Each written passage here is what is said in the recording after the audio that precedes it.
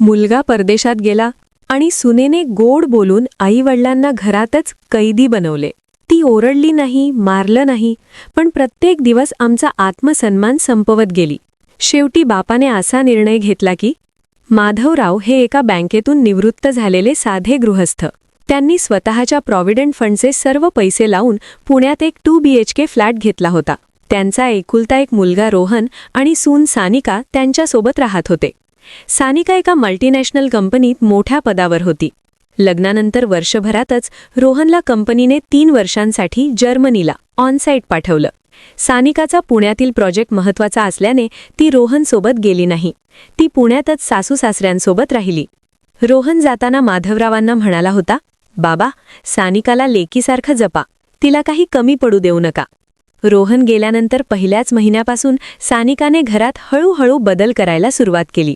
ती कधीच सासूसासऱ्यांवर ओरडली नाही किंवा तिने कधी भांडण केले नाही. पण तिने अत्यंत हुशारीने माधवराव आणि विमलबाईंना त्यांच्याच घरात अडगळ बनवून टाकले. सानिका वर्क फ्रॉम होम करत होती. तिने अत्यंत गोड आवाजात विमलबाईंना सांगितले, आई, माझ्या ऑफिसच्या मीटिंग्ज असतात, त्यामुळे तुम्ही हॉलमध्ये टीव्ही बघू नका, मला डिस्टर्ब होतं. तुम्ही तुमच्या रूममध्येच बसा. माधवराव आणि विमलबाई दिवसभर स्वतःच्याच घरात एका 10x10च्या खोलीत कैद्यासारखे बसून राहू लागले. जेवणाच्या बाबतीतही तिने डाएटचे कारण दिले. आई, माझं जेवण वेगळं असतं, तुम्ही तुमच्यासाठी वेगळा स्वयंपाक करत जा. हळूहळू किचनमध्ये 2 भाग झाले.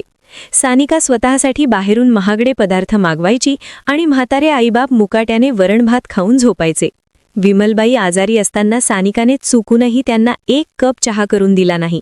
फक्त टेक केअर आई, मी मीटिंगमध्ये आहे, असा मेसेज करून ती रूमचा दरवाजा लावून घ्यायची. एक दिवस रोहनचा जर्मनीहून व्हिडिओ कॉल आला. सानिकाने लॅपटॉप हॉलमध्ये ठेवला. माधवराव आणि विमलबाई मुलाला बघण्यासाठी हॉलमध्ये आले. पण सानिकाने अत्यंत चालाखीने लॅपटॉप स्वतःकडे फिरवला आणि हसत म्हणाली, रोहन, आई बाबा आत्ताच झोपलेत, त्यांना डिस्टर्ब नको करूया. आईबाप मागे उभे राहून मुलाला हाक मारण्यासाठी तळमळत होते, पण सुनेने त्यांना स्क्रीनवर येऊच दिले नाही. त्या रात्री माधवरावांना झोप आली नाही. ते विमलबाईंना म्हणाले, विमल, घर आमचंच, पण आज आपला हक्क शून्य झालाय ग. ही पोरगी आपल्यावर ओरडत नाही, आपल्याला मारत नाही, पण रोज आपला आत्मसन्मान थोडा थोडा ओरबाडून काढतेय. आपण स्वतःच्याच घरात भिकारी झालोय. दुसऱ्या दिवशी सकाळी सानिका फोनवर तिच्या मैत्रिणीला सांगत होती, अगं, हे म्हातारे घरात असले की मला स्पेस मिळत नाही.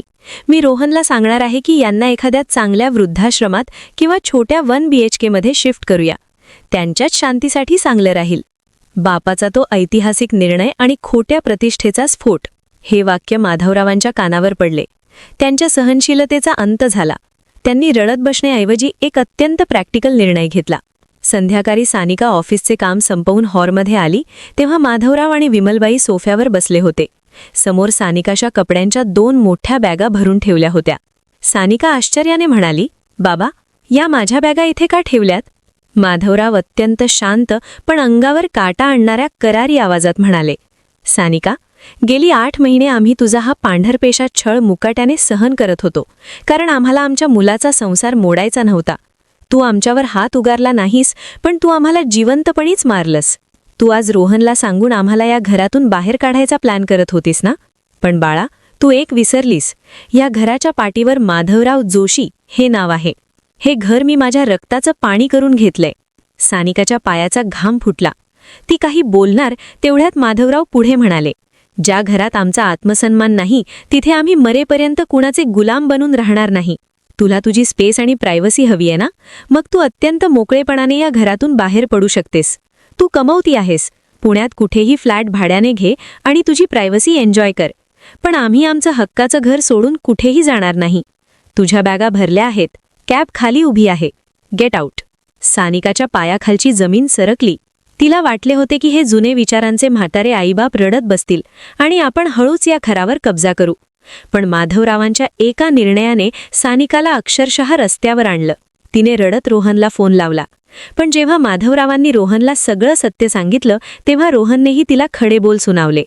स्वतःच्या स्पेसच्या नावाखाली म्हाताड्या सासूसासऱ्यांचा आत्मसन्मान चिरडणाऱ्या सुनेला वास्तवाने योग्य ती जागा दाखवली होती.